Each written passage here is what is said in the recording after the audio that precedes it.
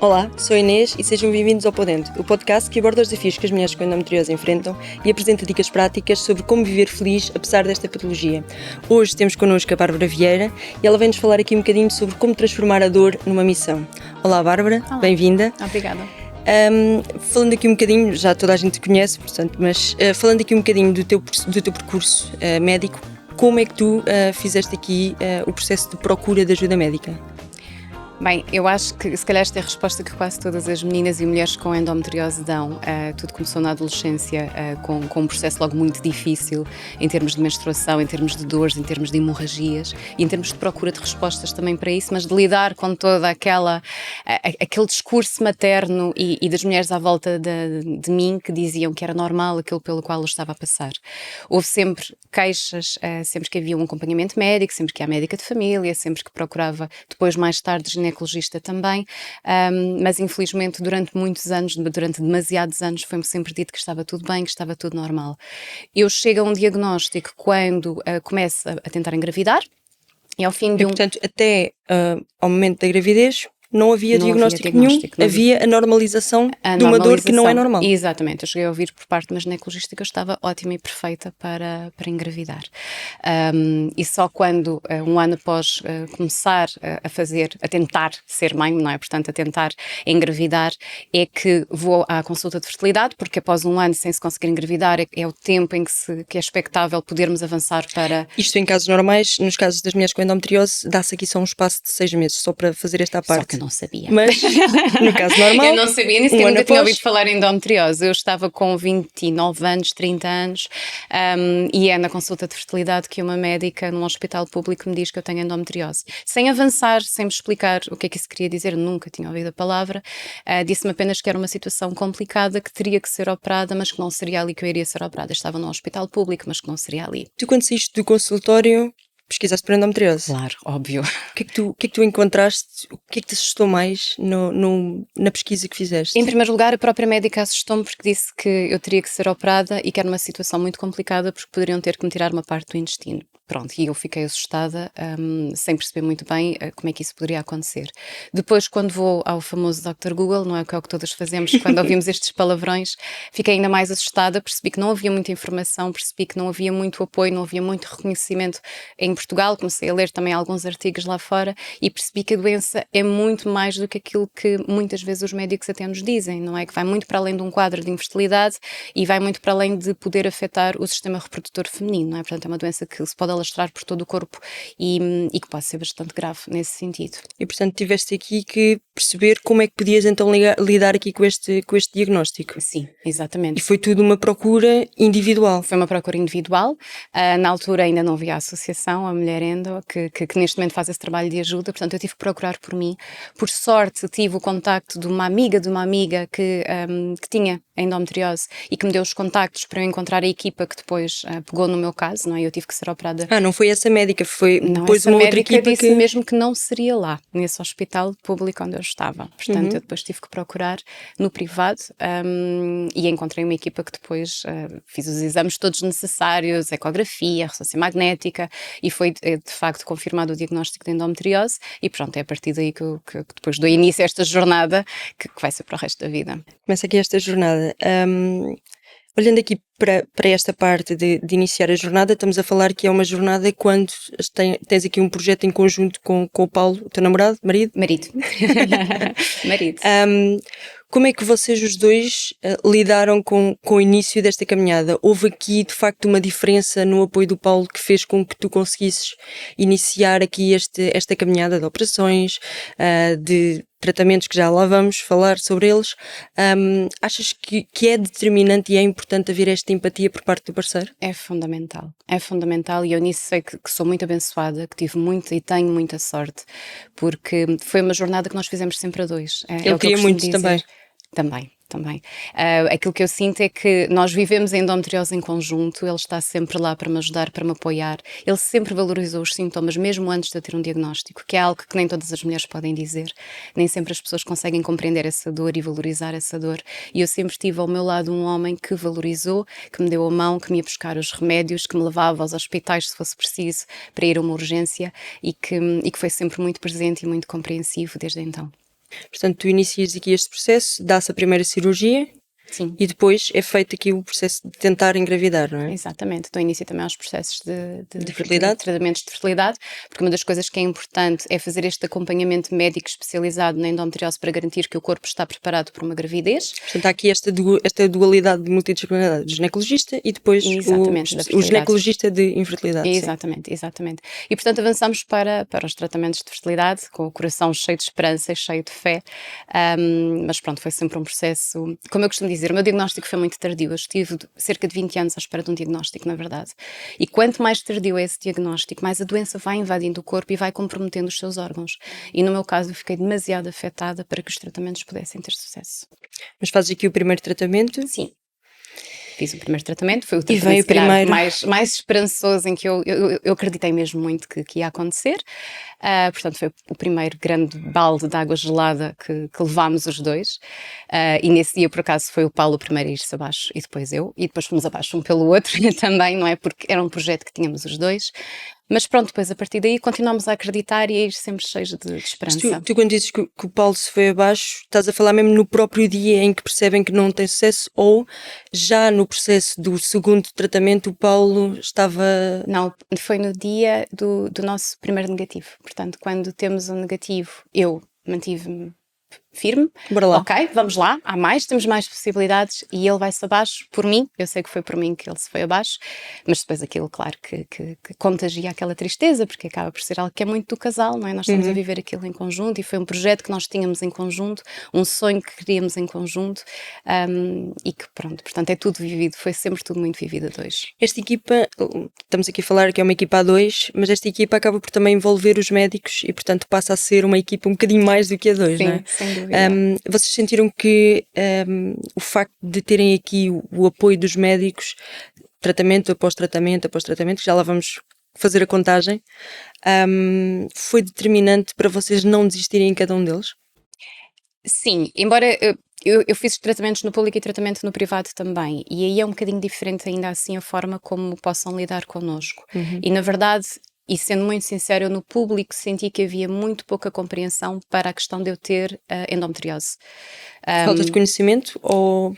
Não sei se falta de conhecimento, se falta de valorização daquilo que é a doença e daquilo que a doença pode causar e do facto de ser por causa da doença que eu estava ali, não é? Porque a doença causa uma infertilidade e portanto, eu senti alguma falta de sensibilidade. Aí sim, é verdade que sim. Mas depois fizeste mais um tratamento, um segundo. Mais um segundo tratamento. Esse segundo já foi com a equipa do privado ou foi já... No privado foi o terceiro. O terceiro, não é? Isto já é uma logística diferente, difícil de pensar, porque foram 5 no total. Eu fiz Sim. 4 FIVs e uma transferência de embrião criopreservado, portanto, de uma TEC. Sim, a transferência do embrião foi já Foi o último. após os 4 três no FIVs. público, um no privado, exato. E portanto, mudarem a estratégia para tentar engravidar foi uma decisão dos próprios médicos, porque as FIVs não estavam a funcionar, houve uma alteração do próprio quadro de endometriose. O que é que mudou aqui? É tudo uma questão mesmo de que é assim que o Sistema Nacional de Saúde funciona. Pelo menos na altura era assim, ou seja, tinha direito a 3 tratamentos, 3 FIVs, e depois poderia fazer eventualmente a TEC e o outro tratamento cujo nome agora não me recordo. Mas Susana, pronto. queres dar uma ajuda?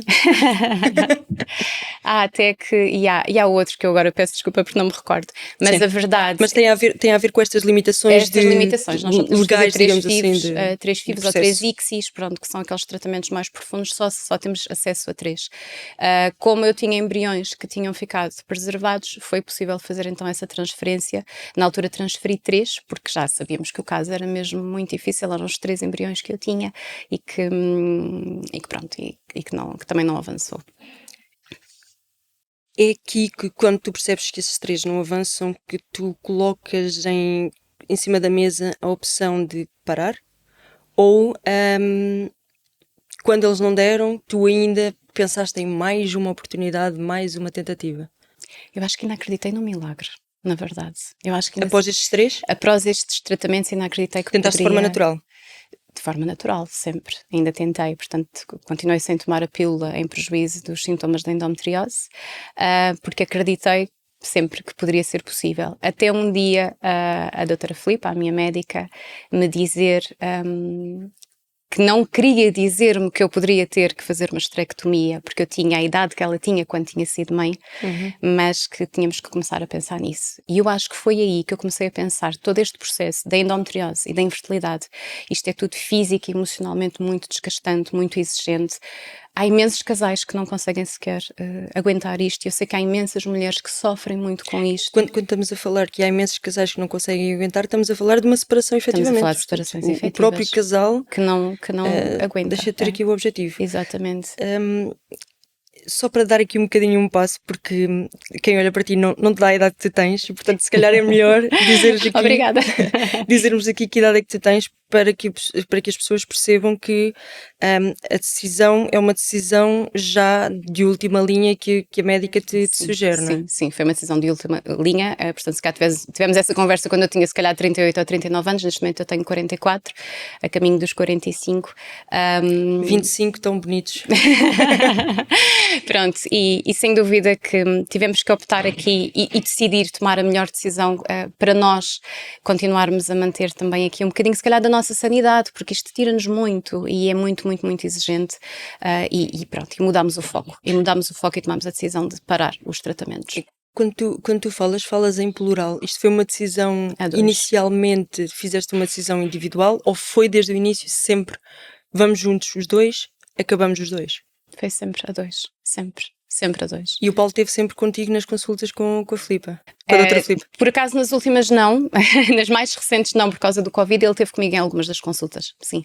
E portanto acompanhou efetivamente todo o processo como equipa, não é? Conhece bem o que a doença é, o que a doença provoca, o que a doença faz. Acho que ele também já sabe falar de endometriose quase tão bem quanto eu. Portanto, nós entramos aqui num processo de dor, num processo de luto.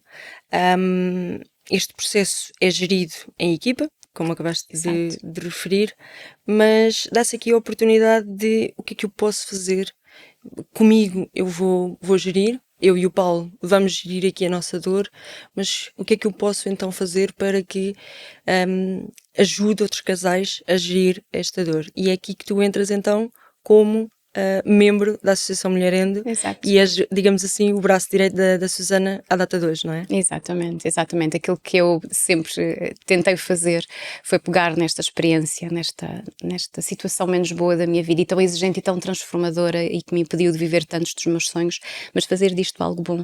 E nada melhor do que pegar nesta experiência e poder ajudar outras mulheres, porque sei aquilo que elas estão a viver e aquilo que elas estão a passar e sem dúvida transmitir esse sentir e essa presença, porque nós vamos muito para além de uma resposta formatada do que é procurar um médico e do que é encontrar um médico. Nós temos uma resposta muito emocional também, porque nós sabemos o que é que aquilo é. O teu testemunho acaba por ser importante e acaba por ser impactante, porque é um testemunho de quem ficou do lado de cada probabilidade, na parte do insucesso.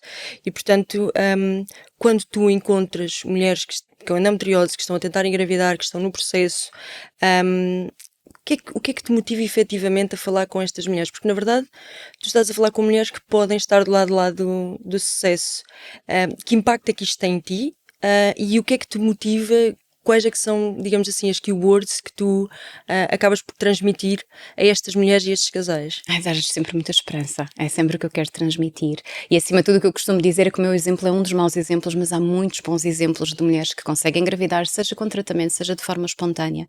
Somos cerca de 30 a 50% de mulheres com endometriose que também temos infertilidade, mas nem todas não vão conseguir engravidar. Há muitas que felizmente conseguem e eu tento transmitir sempre muito dessa esperança, sempre com os pés bem assentes na terra, porque eu sei o que é ter fé e esperança e não conseguir, mas sem dúvida fazê-las acreditar que é possível, porque é possível. E acima de tudo saber que o acompanhamento médico especializado e fazer tudo bem, tudo certo, como eu não fiz porque não me foi possível fazer, poderá ajudá-las a conseguir. Portanto, fazes aqui um bocadinho este trabalho. E quando encontras estas mulheres, quais é que são as principais preocupações que elas te relatam? O que é que elas estão a sentir naquele momento de procura de conseguir alcançar o projeto bebê? Nós digamos temos, assim. temos casos de mulheres que notamos já, sentimos já que há já muito desespero e muita negatividade e muita falta de capacidade de acreditar. Muitas delas estão já com os relacionamentos também muito fragilizados por falta de compreensão dos parceiros, dos maridos, e sem dúvida que nós sentimos que isso está muito presente. E por isso é que nós tentamos fazer este trabalho também multidisciplinar, de as ajudar não só neste caminho e nesta jornada e de garantir que estão a ter as respostas certas, mas também muitas vezes de procurar também um psicólogo, alguém que as possa ajudar também a manter a parte emocional o mais clean possível, porque isso também é importante nesta jornada. Portanto, fazem aqui este aconselhamento multidisciplinar, mas sabemos que em Portugal é difícil conseguir suportar financeiramente este acompanhamento. Verdade. Esta é uma das principais dificuldades que as mulheres enfrentam após o aconselhamento. Sim. Sim, sem dúvida. É assim, há várias dificuldades que as mulheres encontram. A primeira delas, sem dúvida, que é ainda a falta de conhecimento e de valorização da doença por parte de muitos dos médicos. E o facto de ainda haver muitos anos até obterem um diagnóstico, de procurarem muitos médicos até conseguirem um diagnóstico. Mas depois, sem dúvida, que entra aqui a parte financeira também. Não só na parte da especialidade, da ginecologia, porque temos muito pouca resposta do Sistema Nacional de Saúde. Mas Do serviço. O do- sistema. Sim, exatamente, Na exatamente. verdade, o próprio sistema também não consegue dar resposta, Não porque o consegue, privado está neste momento não sobrevado, consegue dar resposta. E depois temos também esta questão de nós sabermos que é importante haver consultas de nutrição, de fisioterapia, de psicologia, de acupuntura, aquilo que as pessoas sintam que pode ajudá-las no caminho e que pode efetivamente ajudá-las no caminho, mas que sabemos que também não é acessível. Mas nós na associação, aquilo que temos também procurado fazer, estabelecer protocolos com vários profissionais, profissionais que nós acreditamos que possam ajudar estas mulheres e tentamos sempre ir ao máximo do país e aos sítios mais recônditos do país também buscar esta ajuda, ter estes protocolos para que as nossas associadas possam ter acesso com valores mais simpáticos.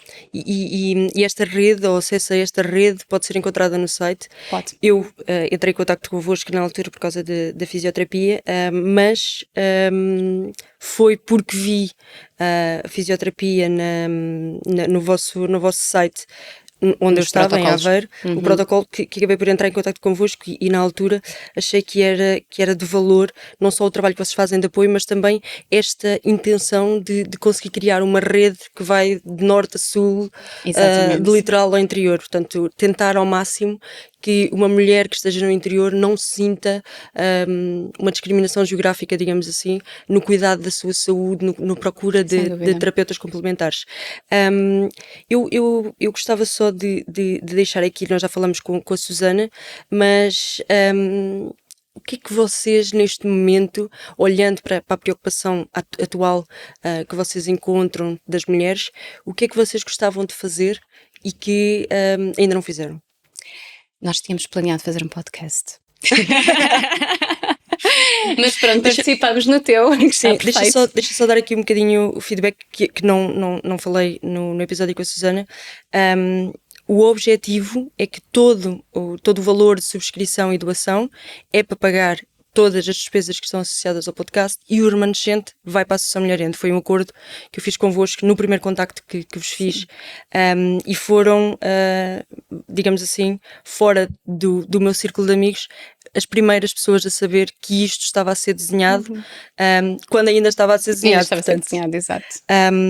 Mas é isso, portanto, podcast. É o podcast, mas pronto, participamos no teu e está perfeito, porque a ideia é mesmo chegarmos a estes profissionais aos quais também estás a chegar e estes testemunhos que também são muito importantes. Depois, algo que seria muito importante para nós era conseguirmos ter uma voz mais próxima e mais ativa junto dos decisores políticos. Nós sabemos que isso é difícil, mas que é fundamental e continuamos cá a trabalhar para isso e não vamos baixar os braços, apesar de não ter sido provado o que desejaríamos em termos da nossa petição.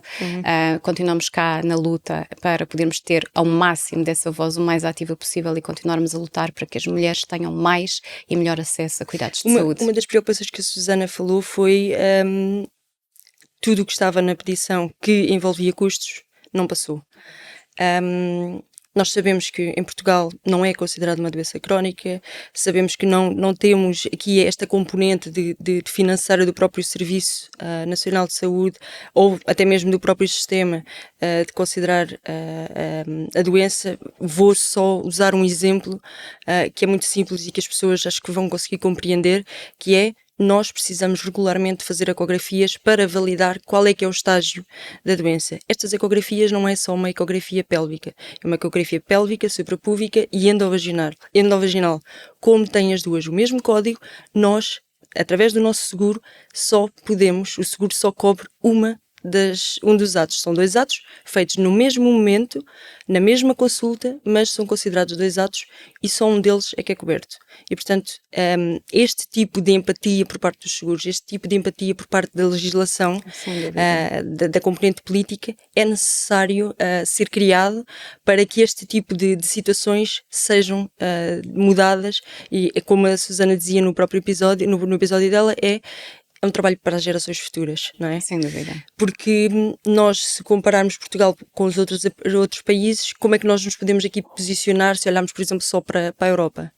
É assim, em termos de Europa, nós temos bons exemplos, nomeadamente em França, que tem já um trabalho mais avançado e mais reconhecido e mais cuidado até e na importância que dão também à saúde emocional no que diz respeito ao facto de isto ser uma doença crónica, e as doenças crónicas são doenças que muitas vezes afetam também o nosso lado psicológico e as nossas emoções, e sem dúvida que eles fazem aqui um trabalho muito mais profundo a esse nível. Aliás, eles estiveram nas notícias também por causa da atenção que estão a dar à endometriose, e isso é excelente.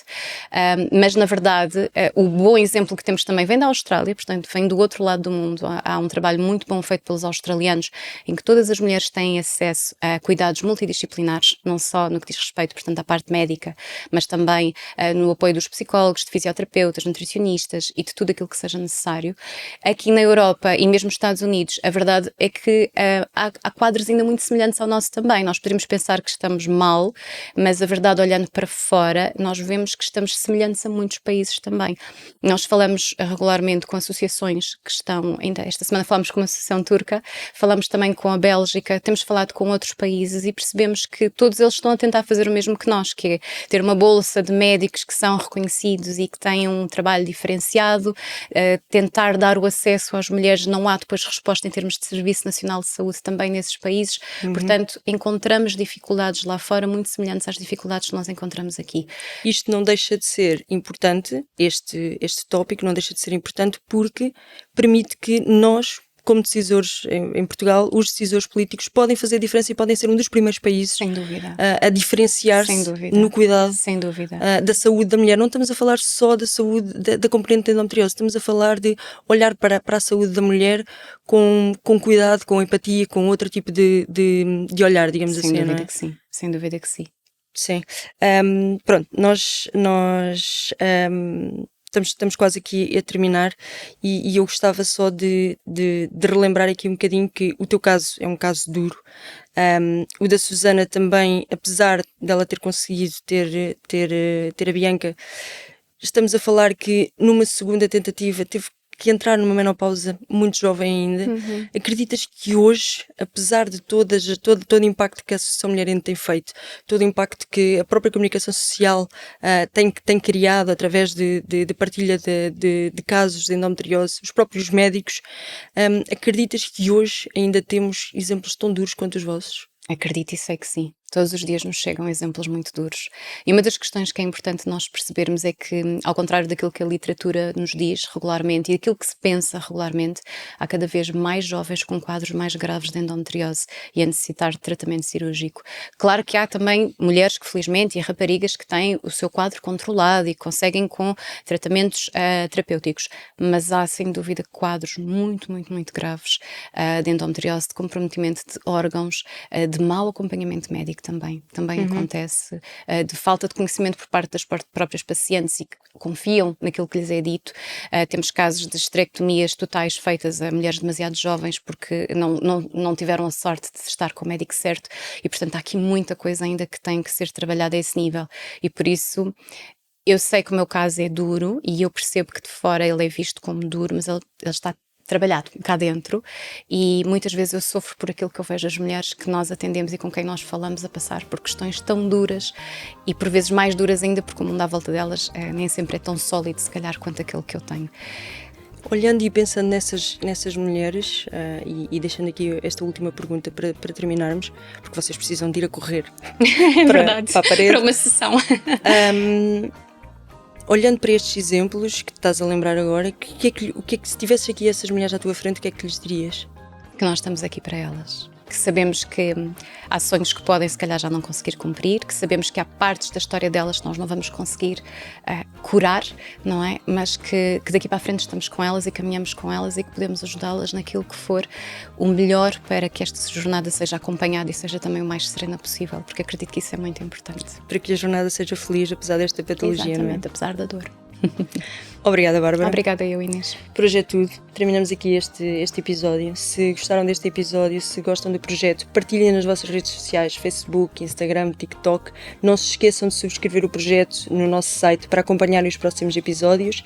E já sabem, contamos convosco no próximo episódio. Obrigada!